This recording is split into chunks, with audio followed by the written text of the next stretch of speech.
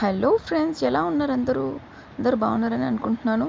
ఈరోజు మన రెసిపీ వచ్చేసి టమాటో రసం.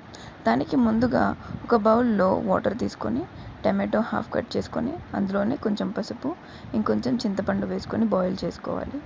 ఇవి బాగా బాయిల్ అయిన తర్వాత టమాటో తొక్క తీసుకొని, అలాగే దాని గింజలు కూడా లోపల కిందకి వెళ్ళిపోతాయి కాబట్టి గింజలు కూడా తీసుకుంటే బాగుంటుంది అన్నమాట. ఇది తీసుకున్న తర్వాత దీన్ని మెత్తగా గ్రైండ్ చేసి పెట్టుకోవాలి పక్కన.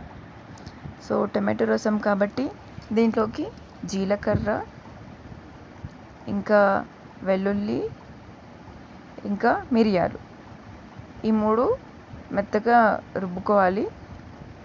ఇది ఇలా అవుతుందన్నమాట. కోర్స్గా గ్రైండ్ చేసుకోవాలి మనము. ఇంకో ప్యాన్లో ఆయిల్ హీట్ చేసుకొని అందులోకి ఆవాలు, ఇందాక మనం దంచి పెట్టుకున్న జీలకర్ర మిక్స్ అది ఇందులో యాడ్ చేసుకోవాలి. ఇంకా మళ్ళీ ఎక్స్ట్రా మనం ఏం యాడ్ చేయట్లేదు జీలకర్ర. సో ఆ మిక్స్ వేసుకుంటే సరిపోతుంది.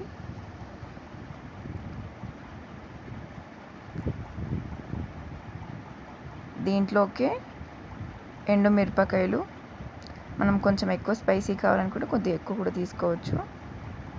ఇంకా కారం కూడా ఏం వేయట్లేదు కాబట్టి ఎండుమిరపకాయలే ఎక్కువగా తీసుకుంటే సరిపోతుంది.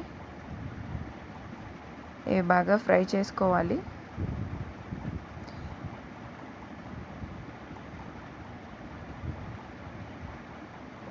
ఇవి ఫ్రై అయిన తర్వాత కొద్దిగా కరివేపాకు,